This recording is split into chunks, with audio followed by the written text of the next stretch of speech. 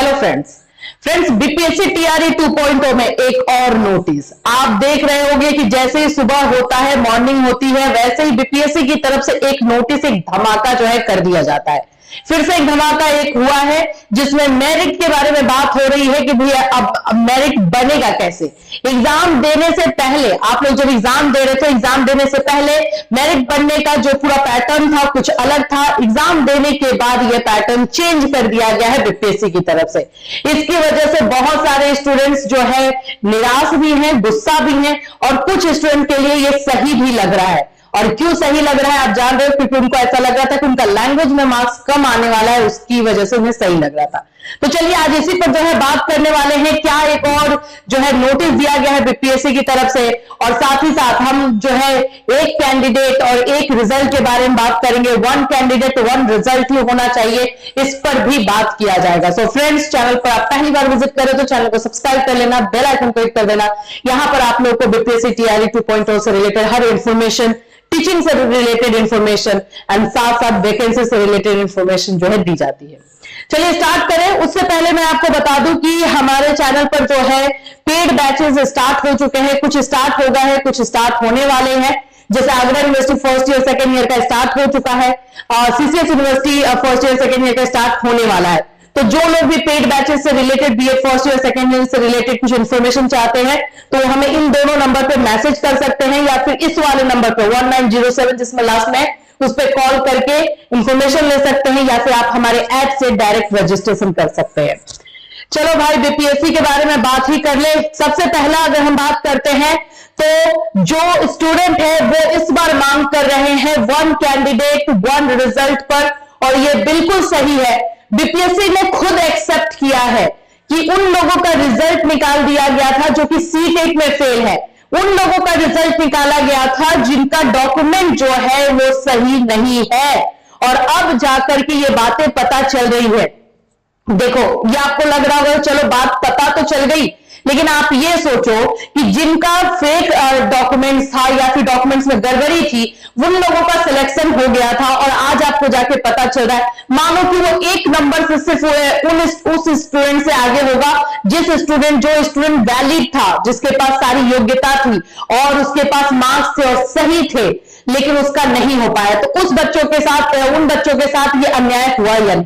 तो जब हम इस तरह की गड़बड़ी के बारे में सुन रहे हैं तो हमें पता चल रहा है कि बीपीएससी ने जो है, ये बोल सकते हो कि अपना काम इजी करने के लिए जो है सभी जगहों पे बच्चों का रिजल्ट दे दिया, जिसकी वजह से सीट्स खाली रह गए। और फिर उसके बाद जो सप्लीमेंट्री रिजल्ट दिया गया है उसमें भी बहुत बड़ा जो है घोटाला देखने को मिल रहा है, वो भी सही तरीके से नहीं दिया गया है।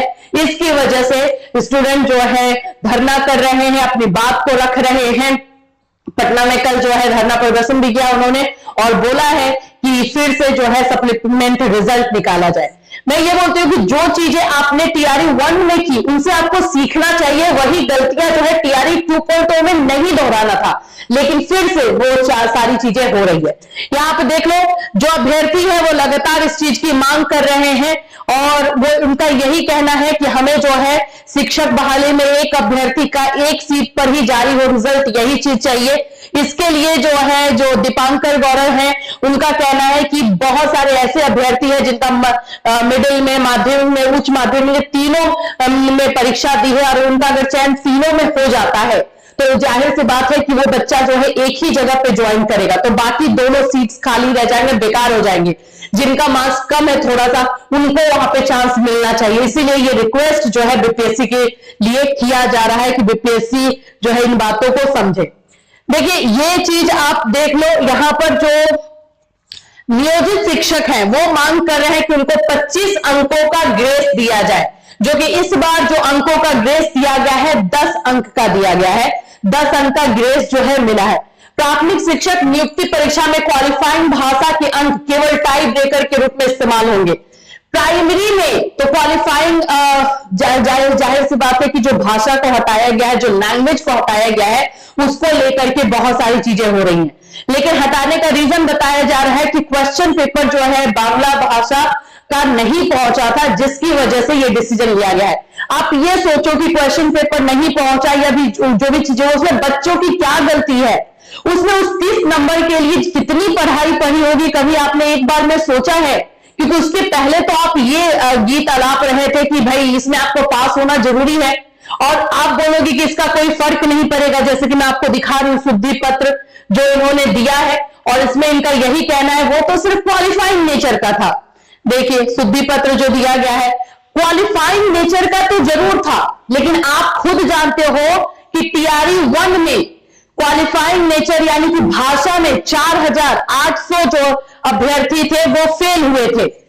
मतलब इधर में मेंस में उनका मार्क्स अच्छा था, लेकिन भाषा में सिर्फ 4800 ऐसे थे जो फेल हुए थे। तो वो फेल होने के बाद वो आगे ज्वाइन नहीं कर पाए, लेकिन उन लोगों को तो आप मौका दे रहे हैं ना, इसीलिए कुछ बच्चे जो है खुश है। चलिए ठीक है, वो खुश है तो अच्छी बात है, लेकिन जिनके साथ अन्याय हो रहा है वो तो गलत है, वो आप गलत कर रहे हो। देखो ये कल नोटिस जो है दिया गया है, इसमें बोला गया है कि विज्ञापन संख्या 27/2023 अध्यापक नियुक्ति प्रतियोगिता परीक्षा में भाषा हड़ताल के संबंध में दिनांक 18/12/2023 को निर्गत सूचना की अंतिम पंक्ति प्राप्तांक को मेधा तैयार करने में प्रयोग में लाया जाएगा। तो प्राप्तांक को द्वितीय टाई ब्रेकर की स्थिति में मेधा तैयार करने में प्रयोग में लाया जाएगा, पढ़ा जाए। यह शुद्धि पत्र दिया गया है अपनी बातों को रखने के लिए, लेकिन एक्चुअली में इसमें घुमा फिरा करके वही बात बोली गई है। आप जो भाषा को हटा रहे हैं और जो क्वालिफाइड नेचर का आपने पूरा 30 नंबर आपने हटा दिया है, सोचो आपने पूरा 30 नंबर हटा दिया गया, तो ये 30 नंबर जब आपने हटाया तो इसको आप क्वालिफाइंग, आपने इसको जो है टाई ब्रेकर के रूप में भी रखा था, वहां पर भी अब प्रॉब्लम होगी। अब वहां पे एज के नाम पे डीओबी पर जो है बच्चों का सिलेक्शन होगा। अगर किसी का जो है मार्क्स सेम हो जाता है तो उनका डेट ऑफ बर्थ देखा जाएगा, जिनका एज ज्यादा होगा उनको आप लोगे। तो ये कहां से न्याय लग रहा है, ये कहां से आपको जो है सही लग रहा है? और फिर अगर वहां पर भी टाई हो गया तो उसके बाद से जो उनका अल्फाबेटिक नाम है उसके बाद देखा जाएगा, यानी ABCD वाले को पहले होगा, बाकी जिनका नाम RS से है वो पीछे गए। तो ये सारी चीजें बीपीएससी में चल रही है। आए दिन कोई ना कोई नोटिस, कोई ना कोई जो है इंफॉर्मेशन दिया जा रहा है, और बच्चों की तरफ से बस यही रिक्वेस्ट है कि अब कोई गलती मत कीजिए और सही तरीके से जो है एग्जाम लीजिए, क्योंकि इसके लिए बच्चे बहुत मेहनत कर रहे हैं, बहुत ज्यादा मेहनत करें, उनके मेहनत के साथ खिलवाड़ ना हो। तो ये चीजें जो है बीपीएससी टीआरई 2.0 से निकल कर आई। इससे रिलेटेड और कोई अपडेट होगा डेफिनेटली आपको इसी चैनल के माध्यम से इन्फॉर्म किया जाएगा। Till then, take care everyone.